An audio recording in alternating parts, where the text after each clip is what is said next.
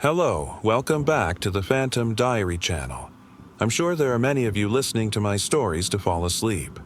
Before we start, write in the comments what country you're listening from. If you feel fear, you should like and subscribe this channel. So, let's go. I've never believed in ghosts, not until the night I stayed at the house on the hill. My aunt had asked me to house sit while she went out of town for a few days. It was an old Victorian home, full of creaky floorboards, drafty hallways, and enough eerie charm to belong in a horror movie. She warned me about the large mirror in the upstairs hallway, telling me not to cover it or move it under any circumstances. I thought it was an odd request, but I shrugged it off and agreed. The first night was uneventful. I settled into the guest bedroom, the quiet of the house a little unnerving but not unbearable. I made some tea, scrolled through my phone, and eventually drifted off to sleep. The second night, I started noticing small things. The mirror in the hallway seemed colder than the rest of the house as I passed it. My reflection felt off. It wasn't doing anything unusual, but the unease was there, nagging at the back of my mind. I told myself I was being paranoid and ignored it.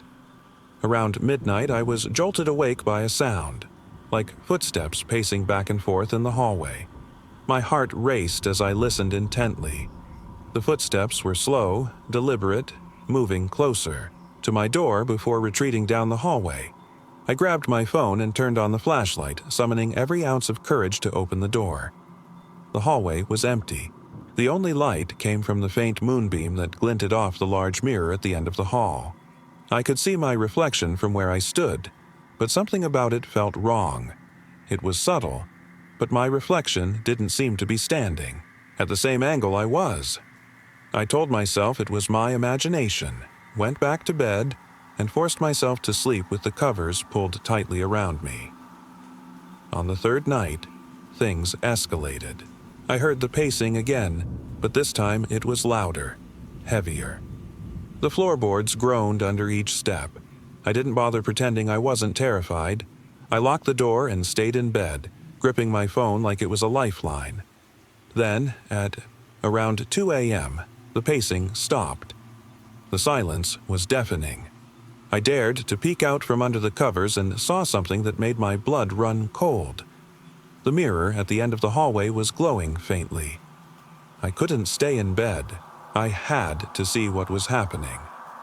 Trembling, I opened the door and stepped into the hallway. The glow from the mirror was pulsing now like a heartbeat.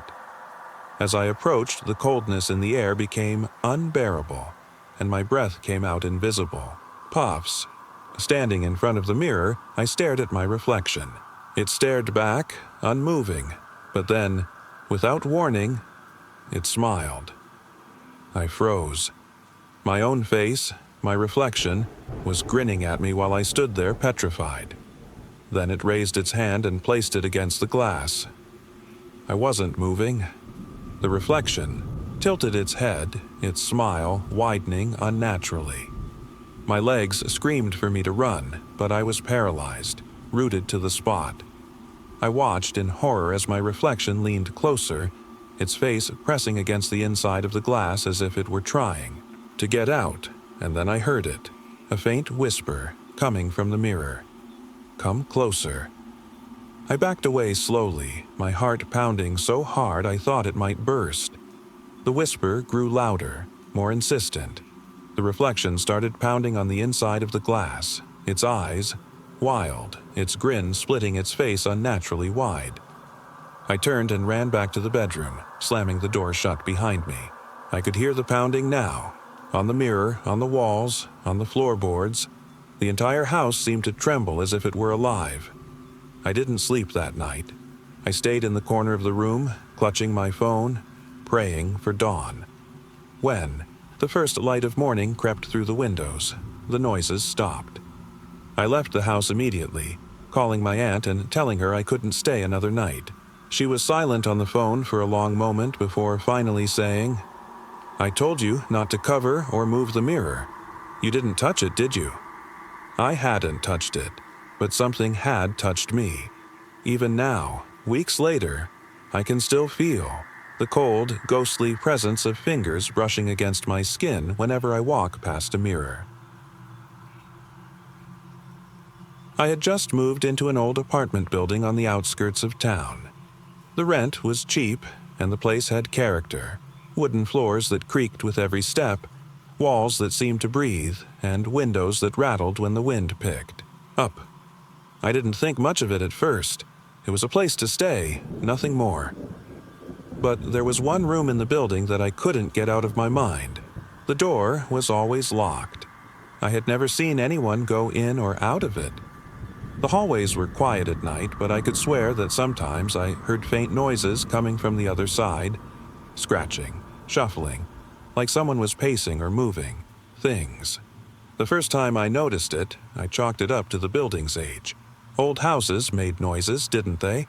But the more I heard it, the more unnerved I became. The noise was distinct: footsteps, dragging sounds, as if something heavy was being moved. It wasn't the kind of thing you could ignore. One evening, after a long day at work, I was walking past the door again when I heard something more. A low whisper, too faint to make out, but unmistakably human. It was then that I noticed the door was cracked open. A sliver of dark space between the frame and the door. My heart hammered as I pushed it open slowly. The room inside was completely dark, even with the hallway light spilling in. The air felt cold, thick, as if it hadn't been disturbed in years. I stepped in, trying to shake off the feeling of being watched. But as soon as I did, the door slammed shut behind me, locking itself with a sharp click. I was trapped. Panic surged through me, and I fumbled for my phone only to realize the battery was dead. The room seemed to pulse, the air growing colder by the second. I tried the door again, but it wouldn't open. I stood in the dark, frozen, my breath coming out in short bursts. Then I heard the whisper again.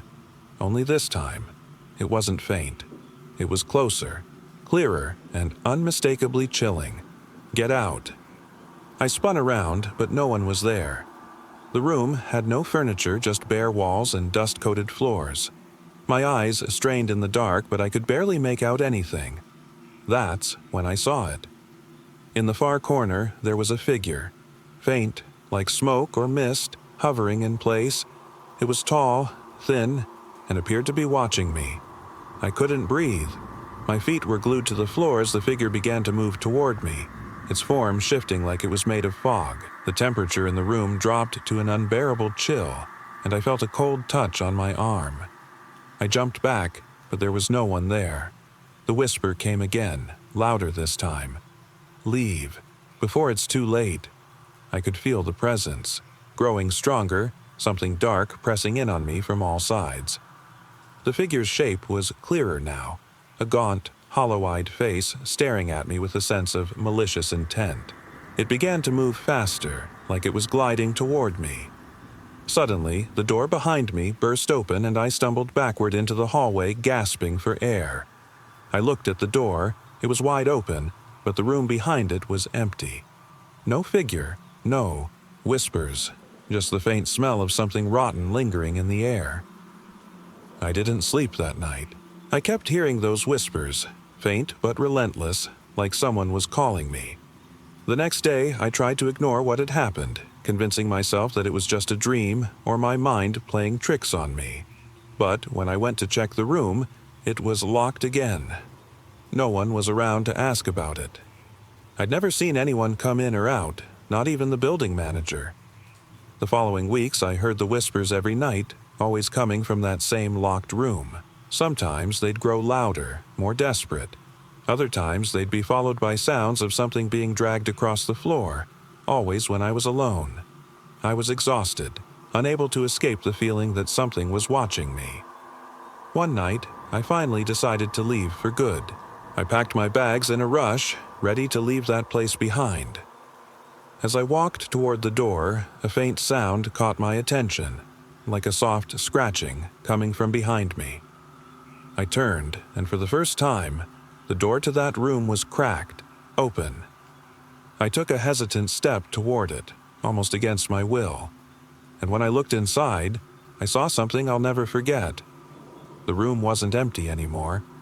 There, standing in the center, was the figure. Its eyes were black voids, sucking in all the light, and it was smiling. But what terrified me most was that it wasn't alone. There, on the floor beside it, was a body, lying motionless. It looked like me. My heart stopped. I couldn't breathe. The figure turned its head slowly, and the whispers filled my mind. "Leave, or you'll stay forever." I ran. I didn't look back. The door slammed shut behind me, but I never saw the figure again. I moved out the next day. I couldn't stay there, not after what I'd seen. But sometimes, late at night, when I'm lying in bed with the lights off, I swear I hear it again, the scratching. I had been hired to renovate an old Victorian house deep in the countryside. The owner was an investor who planned to turn it into a bed and breakfast. The place had been empty for decades, abandoned after the previous owner passed. From the moment I walked in, I could feel the age of the house. The air was heavy, and the walls seemed to sigh with each creak of the floorboards. The house had 4 bedrooms, each more dilapidated than the last, but it was the one at the end of the upstairs hallway that felt wrong. The door was different, painted black, while the others were white. I tried to convince myself it was just bad design, but every time I walked past that room, I felt like something was pressing against my chest. The first strange thing happened on the 3rd night. I was working late, stripping wallpaper in the living room, when I heard it, a soft whisper. I froze, my tools clattering to the floor. The sound came again, faint but unmistakable, drifting down from upstairs. I called out, but no one answered. I was the only one there. There wasn't even electricity in the house yet. I grabbed my flashlight and climbed the stairs, the old wood groaning beneath my weight. When I reached the top, the whispers stopped. The black door at the end of the hall was open. I was sure I'd left it shut. Shining my flashlight into the room, I saw it was empty. Just cracked walls, peeling paint, and a single chair in the corner, as though someone had been sitting there, waiting. I stepped inside, my skin crawling. The air was ice cold, and I could hear the faintest sound, like someone breathing just behind me. I spun around, the beam of my flashlight bouncing off the walls, but there was nothing. The moment I stepped out of the room, the door slammed shut behind me. The next morning, I decided to work downstairs and avoid that room entirely. But as I pried floorboards loose in the foyer, I kept hearing movement upstairs. Soft footsteps, pacing back and forth. Every time I went to check, the house would fall silent. By the 5th day, I was on edge, and the whispers had grown louder. They weren't random anymore. They were saying my name. I tried to laugh it off, telling myself it was my imagination. But deep down, I knew better. That night, I couldn't sleep. I was staying in a small guest cottage behind the house, but even there, I could hear the whispers drifting through the trees. I decided enough was enough. I went back to the house with the intent of locking the black door for good. When I reached the top of the stairs, the door was already open. The chair inside had been moved to the center of the room, facing me. And there was something sitting in it. At first, I thought it was a trick of the light, a shadow cast by my flashlight. But then it moved. Slowly, it turned its head toward me and I saw its face. It wasn't human. Its features were blurred, shifting like smoke, but its eyes were sharp and piercing. They glowed faintly, and I swear I could feel them boring into me. The whispers filled the air, louder than ever, overlapping until they became a roar. I stumbled back, my flashlight shaking, and the thing in the chair stood up. Its limbs were too long, its movements jerky like a puppet with its strings tangled. I bolted. I don't even remember running down the stairs, just the sound of my own breath and the whispers chasing me all the way to the door. When I reached the driveway, I turned back and saw the figure standing in the upstairs window, watching me. I never finished the renovation. I told the owner I couldn't do it and left the tools behind. A week later, I got curious and looked up the house's history. The last owner, a recluse, had been found dead in that black room, sitting in the chair. No cause of death had been determined. He was just gone, as though his life had been drained from him. I still hear the whispers sometimes, especially when I'm alone at night, and I know if I ever go back, it won't let me leave again. I had always been a skeptic when it came to ghosts. Growing up, I'd heard stories, haunted houses, flickering lights, things that go bump in the night, but I never believed. So when my friends convinced me to move into a cheap, old house on Maple Street, I didn't hesitate. The place was falling apart, but it was affordable. The house was ancient, creaking floors, sagging ceilings, and a musty smell that never seemed to leave. But I was focused on fixing it up, so I didn't mind. The first few days were uneventful, but on the second night, I woke up to soft footsteps above me. At first, I figured it was the house settling, but it was loud enough to make me sit up. I shook it off, but the footsteps didn't stop. Every night at 3 a.m. they came, slow, deliberate steps from the same spot above me. I thought it might be rats, but something deep inside told me it wasn't. One evening, I grabbed a flashlight and headed to the attic. I checked every corner but found nothing. The footsteps continued that night, louder than before. I couldn't ignore it anymore. Then, the lights began flickering. Cold spots appeared, and I started to feel watched. But it wasn't until I saw it that I realized something was wrong. Late one night, I saw a shadow move across the hallway outside my living room. It wasn't human. It was a dark, wisp-like form gliding across the floor. My heart raced. I waited, staring at the empty hallway, but the shadow was gone. I turned to the elderly woman in the next room for answers, but she just stared at me. With wide eyes, her lips moving soundlessly. The air grew heavier, and the cold in the room became unbearable. I ran to the door, only to find it stuck, as if something inside was keeping me there.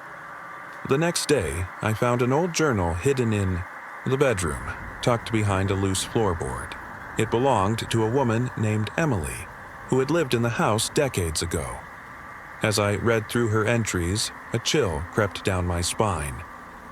Emily had written about the same footsteps, the same whispers, and the same oppressive presence. She wrote that she could never leave because the spirit of someone who died in the house wouldn't let her. Her last entry was a frantic scrawl, and the last page was torn out. It ended with the words, "It's here. It won't leave. It's watching me." The unease that had been growing inside me grew unbearable. I wanted to leave, but every time I tried to pack, something stopped me. The footsteps grew louder. The whispers came, not from the walls, but from the air itself. That night, as I stood at the front door, ready to escape, I saw her. Emily. She stood in the doorway, her eyes wide and vacant, her skin pale and lifeless. She was a ghost, her body flickering like a candle, her mouth open in a silent scream. I turned to run, but the house seemed to push back, trapping me in place. I could hear the footsteps above me, coming faster, and I felt a cold hand graze my neck. I didn't wait to see what was behind me. I shoved the door open and ran, not looking back. The moment my foot hit the ground outside, the house fell silent. The footsteps stopped. The whispers faded. I never went back. I don't know what happened to Emily or why she was trapped there, but now I know one thing for sure. Ghosts are real, and sometimes they don't want to haunt you, they want to keep you with them forever. I wasn't a believer in ghosts, but I never liked old things. I preferred new, shiny, and modern, especially when it came to furniture. So when I inherited an antique mirror from my late grandmother, I almost sold it without a second thought. The frame was ornate and heavy, gold with intricate carvings that looked more like something from a haunted house than a living room. But my mother insisted it was a family heirloom, so I reluctantly hung it in the hallway. That's when things started to happen. The first odd occurrence was small, just a faint reflection out of the corner of my eye, something that didn't seem to belong. I thought it was a trick of the light. But over the next few nights, the feeling grew stronger. I'd walk past the mirror and swear I could see a figure standing behind me, just out of focus. Always tall and dark, like a shadow. I tried to ignore it, convincing myself that it was just the shape of my own reflection. Then, one evening, while I was brushing my teeth in the bathroom, I heard a sound from the hallway. A quiet tapping, as if someone was lightly knocking on the mirror's surface. I froze, my heart thudding in my chest. The house was empty, so it couldn't have been anyone else. Slowly, I walked to the hallway, and as I glanced at the mirror, I saw it. A face that wasn't mine. The reflection was clear. The figure was tall, dressed in old-fashioned clothes, dark, tattered garments, and its eyes, they were wide, terrified, staring straight at me. I couldn't breathe. My own reflection was gone, replaced by this figure that seemed more like a presence than a person. I ran to the phone and called my friend Sarah to come over. I was desperate for someone to tell me it wasn't real. When she arrived, I led her to the hallway, my voice shaky. "Look," I whispered. She stood in front of the mirror, her eyes scanning it, but she saw nothing. "What's the problem?" she asked. "I don't see anything." "You don't see that?" I pointed at the empty mirror. "There's something in there. Someone." She shook her head, chuckling nervously. "You're just freaking yourself out." But that night, when Sarah left, I couldn't shake the feeling that I wasn't alone. The tapping began again, louder this time, coming from the mirror. I turned to face it, but the hallway was empty. The figure wasn't visible, yet something felt off. I stepped closer to the mirror, my breath shallow. Then, just as I reached out to touch the glass, I felt a cold rush of air behind me. I spun, around, heart racing. Nothing. I turned back to the mirror, my reflection staring back at me. But this time, my reflection wasn't alone. The figure was there again, standing just behind me, its face twisted in an expression of pure terror. I screamed and backed away, but the figure didn't disappear. It stayed there, moving, shifting slowly, as if trying to reach me through the glass. The tapping resumed, louder and more frantic, almost desperate. I didn't sleep that night. The next morning, I called a local historian. He knew the house and the mirror and immediately warned me to get rid of it. "That mirror has a history," he said, his voice low and uneasy. "It belonged to a man who died in that house long ago. It's said that when you look into it, you see the last moments of his life. He was trapped. He couldn't escape. And now, it's waiting. Waiting? Waiting for what?" I was terrified, but I wasn't about to leave it up to chance. That afternoon, I gathered the mirror and prepared to take it out to the curb. But when I reached the front door, it wouldn't open. I twisted the handle, but the door was sealed shut. I heard a thud from behind me. The figure was in the mirror again. This time, it wasn't just standing there. It was reaching out toward me, its fingers stretching, the reflection distorted, as if it was trying to escape. The tapping grew into frantic pounding. My heart pounded in my chest as I tried to leave. The door wouldn't budge. The air felt thick with pressure, and I could hear the whispers, low, unintelligible voices coming from the mirror. It was as though the house itself was alive, holding me in place. Finally, I ran into the backyard and smashed the mirror with a hammer. The glass shattered with a loud crack, but the noise didn't stop. The tapping continued, echoing through the shattered pieces, louder than ever, as if the figure was still trapped inside, still reaching for me. The moment I destroyed the mirror, everything stopped. The air returned to normal, the voices faded, and the weight in the house lifted.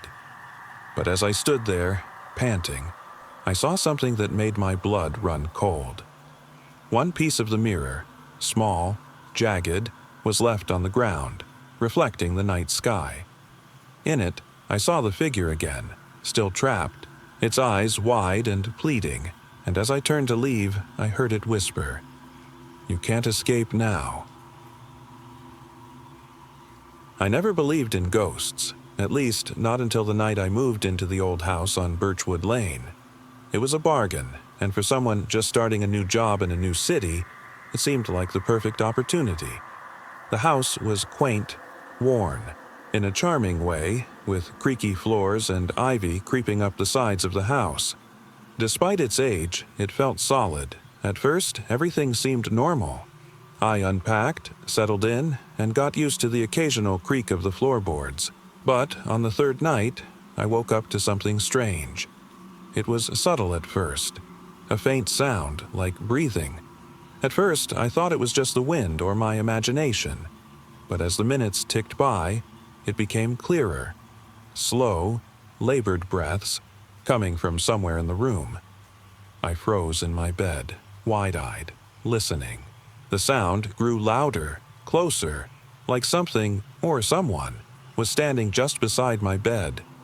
My heart pounded in my chest as I slowly turned my head toward the sound. But when I looked, there was nothing there. I tried to brush it off as a trick of the mind, a product of an overactive imagination. But the sound continued, every night without fail. Soft, ragged breaths, followed by the creaking of floorboards. It was always the same time, around 3 a.m. One night, I couldn't take it anymore. Armed with nothing but a flashlight, I got out of bed and slowly crept toward the source of the sound. My heart was in my throat as I moved down the dark hallway, the only light coming from the beam of my flashlight. The hallway seemed to stretch endlessly, the shadows dancing with every flicker of the light.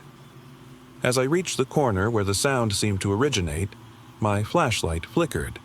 I nearly jumped out of my skin, but I steadied myself. Slowly, I peered around the corner. The hallway was empty. But there, at the end, was the old mirror that had been hanging when I moved in. The glass was cracked, the frame dark with age, and in the reflection, I saw something that made my blood run cold. There was a figure standing behind me. I spun around, heart racing, but there was nothing, just the empty hallway. My breath came out in ragged gasps as I tried to make sense of what I'd seen. Had I imagined it? Was I losing my mind? But then I heard it. The breath, right behind me. I didn't hesitate this time. I ran, my feet pounding against the hardwood as I darted back to my room. I locked the door, my hands shaking, uncontrollably as I held the flashlight in front of me, waiting for something to happen. It didn't. The sound stopped. The house was silent. I barely slept the rest of the night, too terrified to close my eyes for fear that whatever was in the house would show itself again. The next morning, I decided to leave. But when I walked to the front door, I saw something. That stopped me in my tracks. The mirror, once cracked and covered in dust, was spotless. The glass had no flaws, no cracks. And there, in the reflection, I saw the figure again. Only this time, it was closer. Its face was pale and gaunt, its eyes black as coal, and its mouth stretched into a wide, toothless grin. The moment I saw that smile, the door slammed shut in front of me. I couldn't open it. I pushed and pulled, but it wouldn't budge. I turned around, my breath catching in my throat. The figure was right there, just a few feet away. Its cold, clammy fingers brushed against my arm, sending a wave of ice through my body. It whispered something, so softly I almost didn't hear it. "You're not leaving." My pulse raced as I realized with horror that the door would never open. The house had claimed me. I spent the night in that house, too terrified to move, too scared to do anything but listen to the whispers and the steady sound of breathing. I don't know how, but the next morning, the door opened on its own. I left in a daze, running out into the sunlight as though the house itself was holding me back. and when I turned around to look, there was no sign of the figure, no whispers. But the air was still thick with something dark. I left that town a week later, never returning. Sometimes I still hear the breathing when I'm alone, the soft, ragged breaths in the quiet of the night, and I know it's waiting. The town I grew up in had one strange tradition.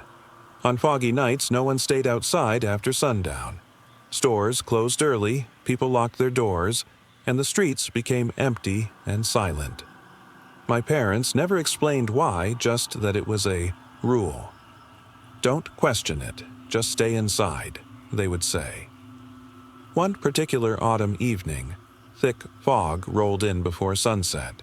It crept through the streets like a living thing, curling around lampposts and swallowing the world in a pale, gray haze. I was walking home from a friend's house when the streetlights flickered on. I didn't think much of it until I noticed how quiet it had gotten. No cars, no distant hum of voices, not even the rustle of leaves. The silence pressed down like a weight. I quickened my pace, feeling the first prickle of unease.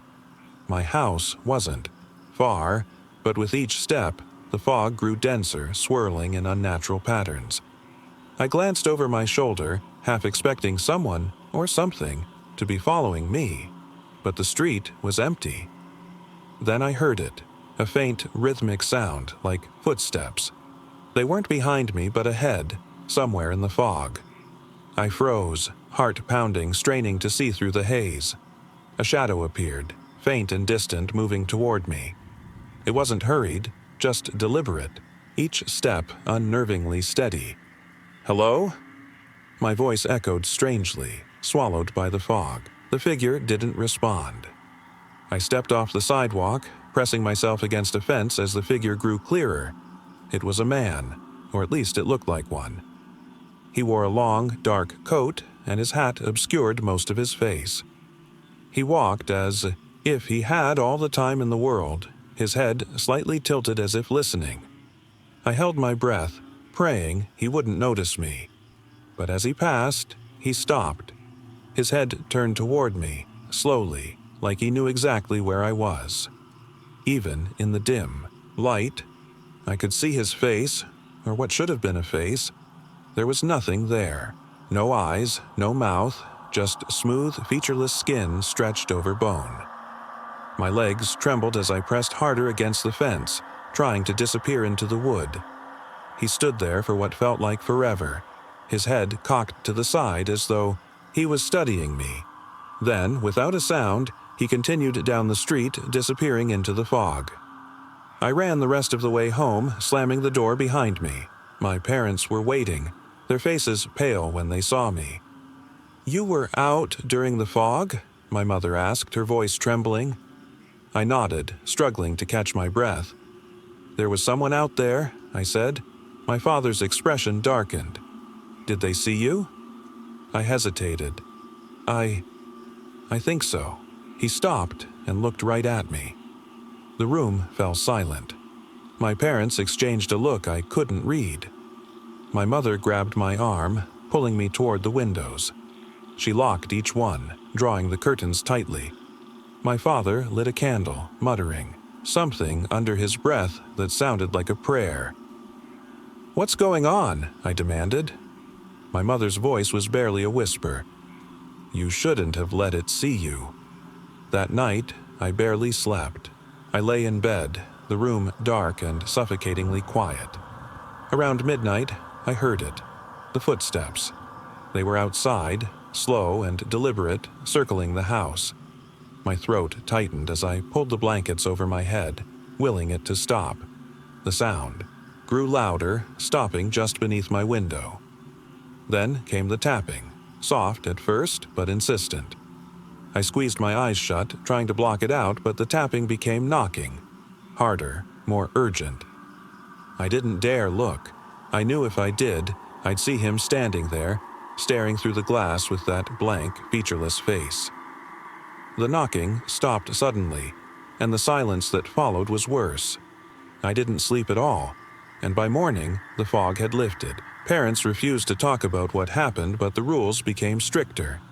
No matter what, I was never to go out in the fog again. I've since moved away, but sometimes when the weather turns cold and the fog rolls in, I hear it again. The faint, deliberate footsteps outside my window growing louder with each passing second, and I know it hasn't forgotten me. It was the house that no one in town talked about. The one at the end of the street, on the corner, with windows that never seemed to let in any light. My friends would joke about it, saying it was haunted, but I never took them seriously. I'd been living in the area for months and hadn't noticed anything unusual. Then, one night, I needed a shortcut home. I was tired and my usual route was blocked, so I took the path that led past the old house. I wasn't thinking much about it, until I reached the front gate. The yard was overgrown, with weeds so tall they almost reached the porch. The windows were dark, except for one. I noticed it in an instant, though I couldn't explain why. One of the upstairs windows was cracked open just a little, the thin sliver of blackness too perfect to be accidental. I paused, thinking it was strange, but shrugged it off. Just an old house, after all. I stepped forward, only to freeze when I saw someone, move in the window. A pale face like a blurry reflection just for a split second. I blinked. Nothing was there. My heart started racing. I tried to convince myself it was just the wind or a trick of the light. But when I looked again, the window was fully open now. It wasn't like before. This time, it was as though someone had deliberately pulled the window wide open. A cold gust of air hit my face, and I shuddered. I didn't want to stay there. I turned to leave, but felt like I wasn't alone. My footsteps, echoing in the silence of the street, suddenly felt too loud. I turned back, looking up at the window again. The face was there, this time, clearer. A woman, her features pale, her expression vacant, staring out at me from the darkness. I froze, my breath catching in my throat. The woman didn't move. She didn't blink. Just stared. I wanted to run, but I couldn't tear my eyes away. I couldn't explain why, but something kept me rooted in place. Then, as if in slow motion, the woman's hand lifted. A finger pointed directly at me. I felt a shiver race down my spine. Without thinking, I turned and ran. I didn't stop until I reached my apartment, heart hammering in my chest. The next day, I couldn't shake the feeling that something was off. I tried to forget about it. I told myself it was nothing. But my thoughts kept drifting back to that face. The coldness of it, the emptiness. That evening, I found myself walking past the house again. It wasn't intentional. My legs had carried me there without thought. And there it was, the same window, now shut tight. No face, no movement, just stillness. I stood there for a long time, staring at it. Then, in the corner of my eye, I noticed something in the yard, a shape moving just beyond the overgrown bushes. I turned quickly, but there was nothing there. That night, I stayed up, unable to sleep. I could feel the eyes of the house on me. Every creak of the floorboards, every whisper of wind outside sent my heart racing. I tried to stay calm, but something in the back of my mind told me I wasn't alone. I wasn't even sure if it was just my mind playing tricks anymore. I began to feel watched. I decided the next morning to finally confront the house. I had to know what was going on. I didn't want to believe in ghosts, but the strange events had become impossible to ignore. The house felt like it was holding its breath, waiting for me to do something. I walked up to the front door. No one answered when I knocked, and I felt the hair on the back of my neck stand up. Something wasn't right. I pushed the door gently. It creaked open. The inside of the house was just as silent as I'd expected. The air was heavy, thick with dust and the scent of something ancient. I called out, but there was no reply. I moved deeper into the house, my footsteps slow and careful. I reached the staircase, and that's when I heard it. A faint sound. Footsteps. Above me. Not heavy. Soft, like someone walking carefully across the floor. I hesitated, but curiosity got the better of me. I crept upstairs, each step feeling like it was leading me further into the unknown. I stopped at the landing, and then I saw it. The same window from the night before, but it was empty. The face was gone. Then I felt it. Cold, icy fingers brushing. Against my shoulder, I whipped around, heart pounding. No one was there. A soft whisper, barely audible, echoed from the darkness of the room ahead. "Leave. Now." I didn't need to be told twice. I ran out of that house, slamming the door behind me. I didn't stop until I was back home, breathing heavily, chest tight with fear. I never went near that house again. But sometimes, when I walk past it, I swear I see movement from the corner of my eye. A pale figure, watching. Always watching. And I know that whatever it is, it's waiting for the next person to cross its path. I had always been drawn to antiques. I loved the history behind old objects, imagining all the lives they had touched. So, when I found an old, Victorian-style mirror at a local estate sale, I couldn't resist buying it. It had an ornate frame of dark wood, intricate carvings that were almost too detailed to be real. The reflection it cast was almost mesmerizing. The moment I placed it in my living room, I noticed something odd. The room behind me, reflected in the mirror, seemed different. The furniture looked out of place, slightly off, like a version of the room that wasn't quite right. It made my stomach churn, but I shrugged it off, telling myself it was just my mind playing tricks. A few days later, things began to escalate. I'd wake up to the sound of soft footsteps in the hallway, always around 2:30 a.m. They weren't loud, just the slow, deliberate steps of someone walking across the wooden floors. At first, I thought it was my neighbors, but the footsteps would always stop outside my door, and then nothing. I would wait, heart racing, but the silence would return. One night, after a particularly restless sleep, I found myself staring into the mirror. The reflection was normal, or so it seemed.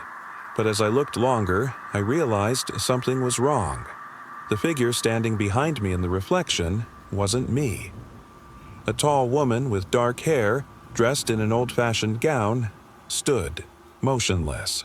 Her face was pale, almost lifeless, but there was something haunting in her eyes. I spun around, heart pounding, but no one was there. When I looked back at the mirror, she was gone, like a dream fading away. I thought I was losing my mind. I had to get rid of the mirror. But when I tried to move it, I couldn't. It felt heavy, almost as though something was pulling it back into place. No matter how hard I tried, I couldn't budge it. The footsteps continued, and now I could hear soft whispers at night. They seemed to come from nowhere, swirling in the air around me. It was as though someone was just out of reach, speaking words I couldn't understand. I started losing sleep, growing more anxious with each passing day. Finally, I decided to investigate the house's history. After a few visits to the local library, I learned that the house had once belonged to a family in the late 1800s. The woman in the mirror, I discovered, had been the wife of the original owner. Her name was Sarah, and she had died under mysterious circumstances. Some said it was suicide, others believed she was murdered by her husband. The more I dug, the more unsettling the story became. It turned out that after Sarah's death, strange things started happening in the house. Objects would move on their own. Whispers echoed through the halls, and the sound of footsteps could be heard long after the family had moved away. The rumors were so persistent that the house was eventually abandoned, left to rot in silence. Armed with this knowledge, I thought I could finally rid myself of the mirror. That night, I stood in front of it, my reflection seeming more distorted than ever. The whispers grew louder, almost like they were coming from the mirror itself. I knew I had to break it, destroy it before whatever spirit haunted it could take over. But as I raised my hand to shatter the glass, the reflection in the mirror shifted. The woman, Sarah, was no longer standing still. She was moving, her eyes fixed on me with a deep, cold stare. I froze, unable to move. Her lips parted, and she whispered something I could barely hear. "You're next." Terrified, I dropped the mirror. It shattered into 1,000 pieces, but as it did, the whispers stopped. The footsteps ceased. The oppressive weight that had filled the room was gone. I thought it was over, that I was finally free. But that night, as I lay in bed, I heard the footsteps again. This time, they were in the hallway, then outside my door.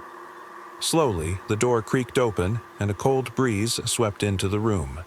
I turned to look, but there was nothing there, and yet I could still hear her whispering just out of reach.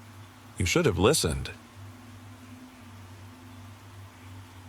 I moved into the old house on Willow Lane with the intention of finding peace and quiet. It was isolated on the edge of town, with a view of the woods that stretched for miles. The house itself was charming in an eerie way, with its ivy-covered walls and creaky wooden floors. My neighbors warned me that the place had a history, but I brushed it off as superstition. I wanted the solitude. The first few nights were fine, except for an odd feeling that something wasn't quite right. The house felt too still, like it was holding its breath. I shrugged it off. Old houses often feel that way. But on the third night, I heard something that made me reconsider. It started as a soft tapping, almost like fingernails gently scratching against the door. At first, I thought it was the wind, but then it came again. This time, more deliberate. I stood frozen, listening. The tapping continued, rhythmic and persistent. I got up and opened the door, but no one was there. I checked the front yard, the porch. Nothing. Confused and slightly unnerved, I locked the door again and went back to bed. But as soon as I lay down, the tapping started once more, this time coming from the window.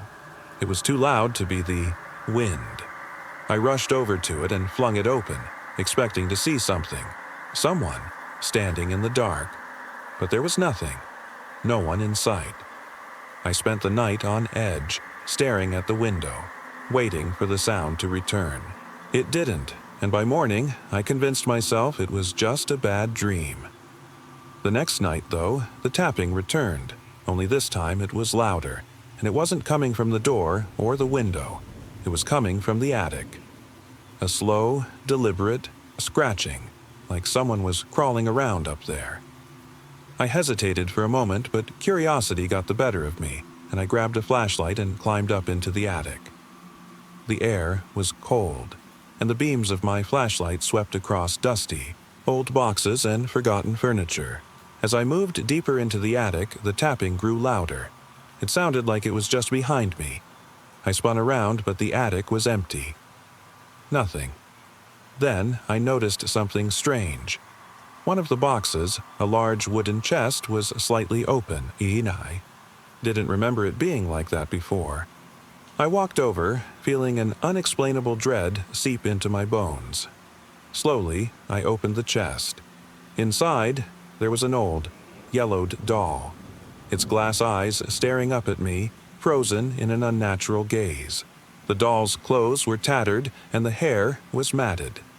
It felt wrong, like it didn't belong. As soon as I touched the doll, the tapping stopped. Dead silence filled the attic, and I quickly slammed the chest shut, my heart racing. I didn't want to stay there any longer, but as I turned to leave, I felt a cold breath on the back of my neck.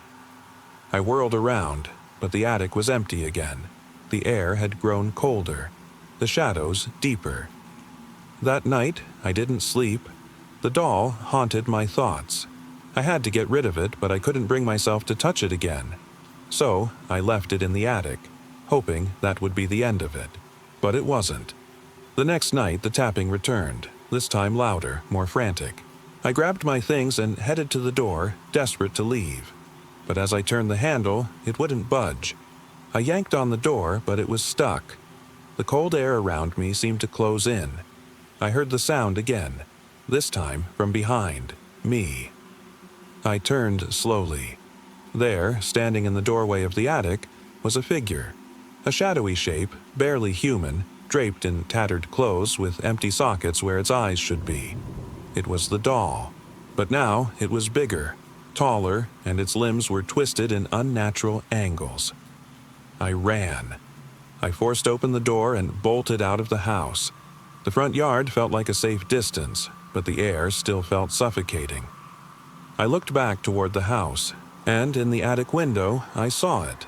The doll's face staring at me from the dark. Its hollow eyes seemed to follow me, unblinking. I never returned to that house. To this day, I don't know if it was the doll or something far worse that haunted it. But I do know one thing. Sometimes what we think is a figment of our imagination is far too real, and there are things that stay behind, things that don't ever really leave.